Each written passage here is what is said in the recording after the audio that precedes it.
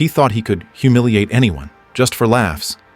One splash of water, and his life turned into a public spectacle where his disgrace took center stage.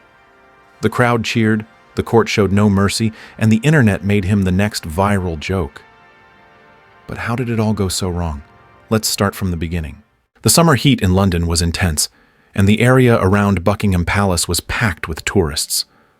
Among them stood Paul Green, a 40-year-old Texan businessman with a sharp suit and sharper attitude. Paul had made a name for himself back home with his booming business, but it wasn't his career that drew attention today. It was his loud voice and larger-than-life personality. He wasn't just confident, he was the kind of guy who believed the world was his stage, and everyone else were extras. Standing in front of the palace, Paul adjusted his designer sunglasses and smirked. To him, the royal guards were nothing more than part of the decor. Their bright red uniforms and unflinching stares were amusing at best, laughable at worst. "Look at these guys," Paul said, gesturing toward the nearest guard while addressing his travel companions, who seemed just as self-assured as he was. "Standing there like statues. I bet they actually think they're important or something." A few nearby tourists glanced his way, unsure whether to laugh or distance themselves from his bold remarks. But Paul was on a roll. His need for attention outweighed any consideration of the moment. "Seriously, who even takes this stuff seriously anymore?" he continued, pulling out his phone. "This is going to be good. Watch and learn, folks." He sauntered up to the nearest guard, his phone held high as he recorded himself. The guard stood perfectly still, his face a mask of discipline and focus. Paul waved a hand in front of him, chuckling as the man refused to react. "Oh, come on, buddy. Not even a blink? What's the matter? Scared your boss is watching? Lighten up." The small crowd that had started gathering nearby exchanged awkward glances. A few people stifled giggles, while others frowned, sensing trouble brewing. But Paul wasn't about to stop now. He had an audience, and he intended to put on a show. "All right, fine," Paul said, slipping his phone into his pocket and pulling a water bottle from his backpack. "You asked for it." With an exaggerated flourish, he twisted the cap off and dumped the water directly onto the guard's face. The icy splash hit the guard's expressionless features, dripping down his pristine uniform. For a moment, the world seemed to freeze, just like the guard. Then, gasps erupted from the crowd. Some people laughed nervously, but most looked genuinely shocked. Paul stood there grinning like he'd just won a comedy award. "See? That wasn't so hard, was it? You're welcome for cooling you off." But his victory was short-lived. Within seconds, 2 other guards appeared, moving with precision and purpose. Before Paul could even process what was happening, they had him on the ground, his arms twisted behind his back. "Whoa, whoa, what the heck? It's just water," Paul yelped, struggling against their firm grip. "Take it easy. Are you guys serious right now?" The guards weren't in the mood for explanations. They pinned him to the pavement, their movements calm but unrelenting. A murmur ran through the crowd as smartphones were raised to capture the scene. People were no longer laughing. They were enthralled, watching the drama unfold like a live-action reality show. One guard stepped away to call the police, while the other kept Paul restrained. "You've got to be kidding me!" Paul yelled, his voice echoing across the square. "It was a joke! Don't you guys know what a joke is?" When the police arrived moments later, Paul's protests only grew louder. "This is insane! I didn't break any laws. You can't arrest me for spilling water." The officers exchanged glances before one of them leaned down to address Paul. "You're being detained for public disorder and vandalism. Let's go." Paul's jaw dropped. Vandalism? What did I vandalize? His ego?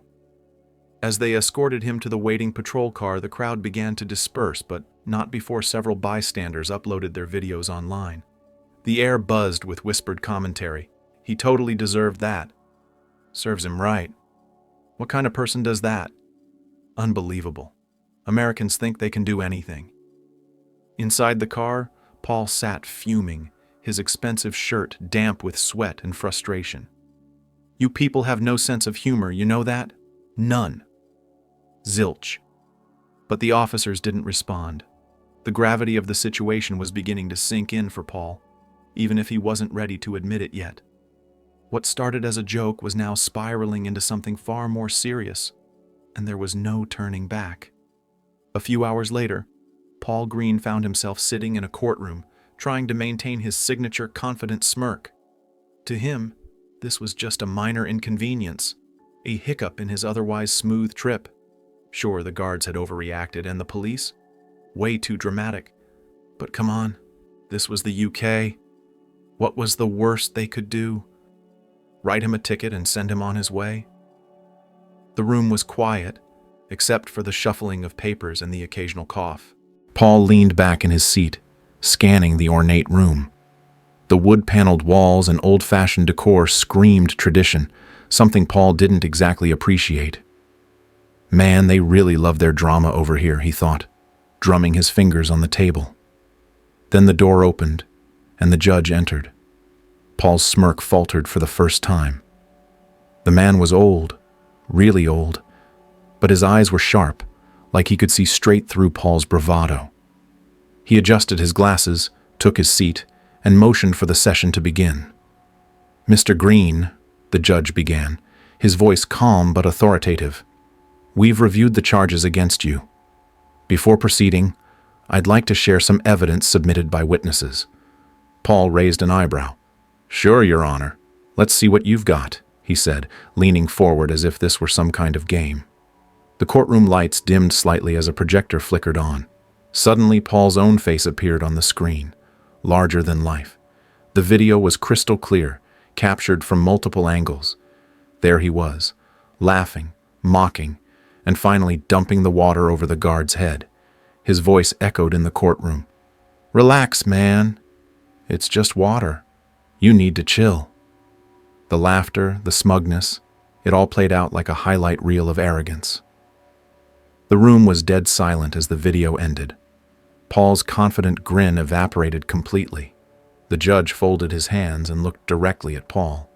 "Mr. Green, your so-called joke is not only a blatant display of disrespect toward someone performing their duty, but also a clear act of public disorder." Paul felt his pulse quicken. "Your Honor," he began, his voice shaky but trying to stay composed. "It was just a joke. Nobody got hurt. I mean, it's water. How serious can this really be?" The judge didn't flinch. "Mr. Green, your actions were not harmless. They were an intentional attempt to humiliate someone in front of the public. And as you may have noticed, they've already caused significant disruption." Paul could hear murmurs ripple through the courtroom. He glanced around and caught a few people shaking their heads in disapproval. Some were even smirking. Ironic, considering he was usually the one wearing that expression. "Furthermore," the judge continued, "your behavior has gone viral on social media, tarnishing the reputation of an institution that represents dignity and discipline. You may consider this entertainment, but we do not." Paul's mouth opened, but no words came out. He hadn't expected things to escalate like this. The judge leaned forward slightly, his gaze unrelenting. "For your actions, I am sentencing you to pay a fine of £10,000. You have 24 hours to comply. Failure to do so will result in additional legal consequences, including potential incarceration." The gavel came down with a decisive thud. Paul froze. The room erupted in whispers as people began typing furiously on their phones, likely sharing the latest updates. Paul wanted to say something, to argue, but the words caught in his throat. This wasn't how things were supposed to go. As he left the courtroom, his phone buzzed nonstop. Texts, notifications, and emails poured in. The headline was already plastered across major news outlets. "American tourist fined £10,000 for humiliating royal guard." The comments online were even worse. "Finally justice. These guys deserve respect." "Entitled tourist gets what he deserves." What kind of person thinks this is okay? Paul scrolled through, his face growing hotter with every post. His colleagues from back home had already sent him links to the articles, each message dripping with faux concern. "Wow, Paul, what a trip, huh? Guess you won't be dumping water on anyone else soon." Back at his hotel, Paul slumped onto the bed, staring at the ceiling. His trip had gone from a luxurious getaway to a PR nightmare. The fine was a blow, sure, But the hit to his reputation? That was going to sting for a long time. For the first time, Paul was forced to confront an uncomfortable truth. His arrogance had cost him far more than he'd ever anticipated, and this time there was no one to laugh along with him.